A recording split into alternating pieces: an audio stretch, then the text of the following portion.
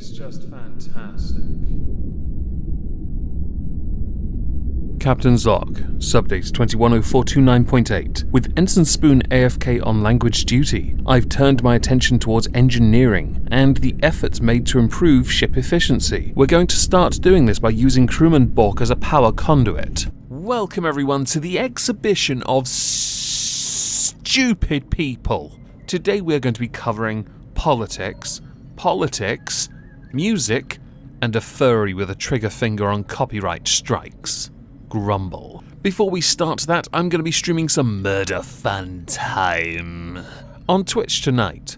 If at all interested, please consider giving me a follow. It is linked down below. So to start, we're going to go with Baroness Boothroyd. Baroness Boothroyd is a trailblazer, a pioneer in politics for women, because of one very important thing that she is the only one of. She was the first female speaker in the House of Commons, and the only female speaker in the House of Commons to date. There have been deputy speakers, yes, but she's the only female speaker, and she was brutal. There were people that succeeded her that never had a voice like hers. If she told you to shut up, the next words out of your mouth were "yes ma'am," and they were mimed for your own safety. When she left her seat as the Speaker, she went into the House of Peers and became Baroness Betty Boothroyd. Baroness Boothroyd recently underwent open heart surgery at the age of 91, which is quite impressive considering the times we live in, and she is currently recuperating from that surgery. So what about this is stupid, you're asking? Well, there is training that is, while voluntary for MPs, compulsory for the Lords. This would include sexual harassment courses. The Parliament's ethics watchdog is now investigating Betty Boothroyd because she didn't attend the sexual harassment course while she was having open heart surgery.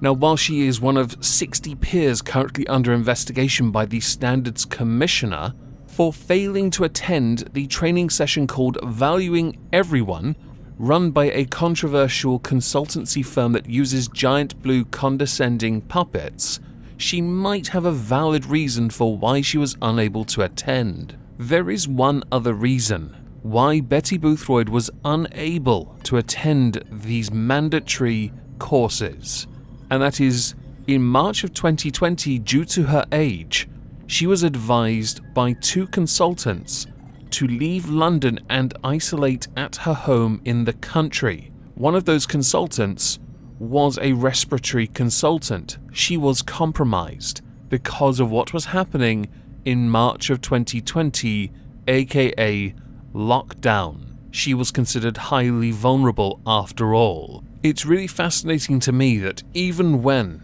Miss Scott Moncrief, who heads the department for all of this, decided, even after knowing about the open heart surgery, to just investigate her anyway, because she's in the right apparently. Toad. So while remaining within the ballpark of politics, we're gonna go to the land of the free, the land of hope, the land of opportunity. I am of course talking about China, who, as many of you know, have a way of keeping the people in check via a social credit score system.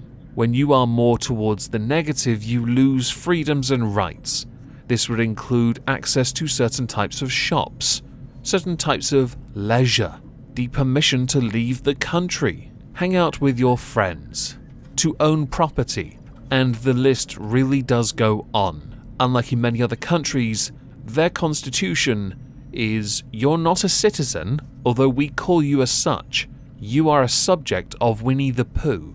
And it is with this in mind, we now go to what else China is doing to make sure the people obey what the, air quotes, government, what I would like to call regime, are doing to ensure no negative press comes out of anyone's mouths. This time, China has launched an app, another one, where their cyber agency have said that some people are spreading historically nihilistic false statements online. So the mobile application for the subjects is used so that they can report online comments against the Communist Party and the country's history ahead of the party's upcoming 100th anniversary. This will allow internet users to report those who spread these mistaken opinions online in order to then create a good public opinion atmosphere. The offences that can be reported include distorting the party's history, or any comments against Winnie the Pooh, policies, defaming national heroes, and denying the excellence of advanced socialist culture. For the sake of it, historic nihilism is often used in China so as to describe questions and doubts over the history of the country, much of which is propagated by the Communist Party. I like that they call it a party in a government when they are utterly untouchable, because they're communist and it's a regime. There is no freedom in the land of Winnie the Pooh. Can we change the name of China to the 100-Acre Wood? Now, to swerve away from politics, because this isn't the Moistski Live channel, link to that below along with our Spotify, we're going to talk about music.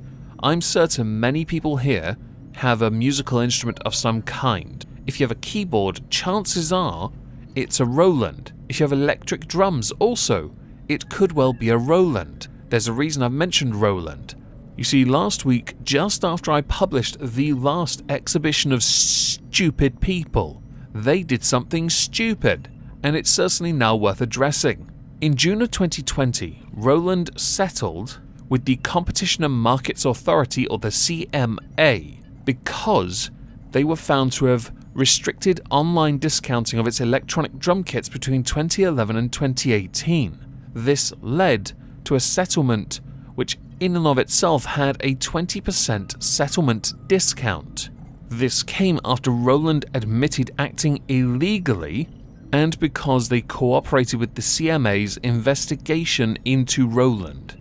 But this is where Roland overstepped, and because of that, it's come back to smack them in the face.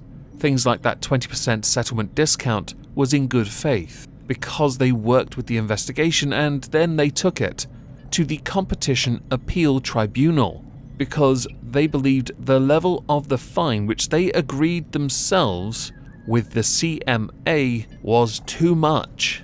I'm now going to call the Competition Appeal Tribunal CAT. In the judgment issued by CAT, the tribunal unanimously upheld the CMA's decision in its entirety. It dismissed Roland's arguments that its conduct was not sufficiently serious to justify such a high fine, and that the CMA should have awarded a higher leniency discount.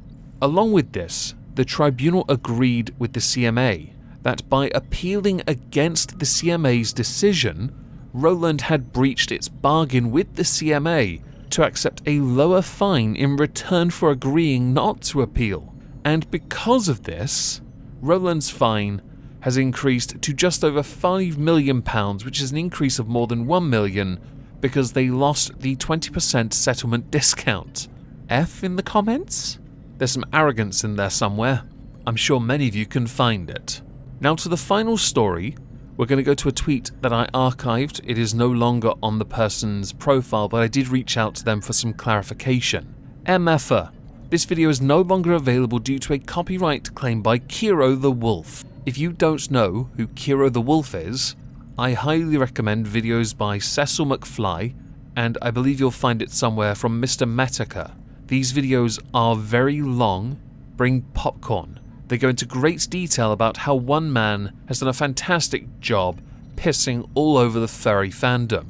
Lazy Bedhead had in fact made a video with a number of accusations and claims against Kiro the Wolf. Kiro decided to go out of his way to flag the content, which, by the way, just adds to the list of things people hate him for, quite frankly. It is a misuse of the copyright system and he knows it.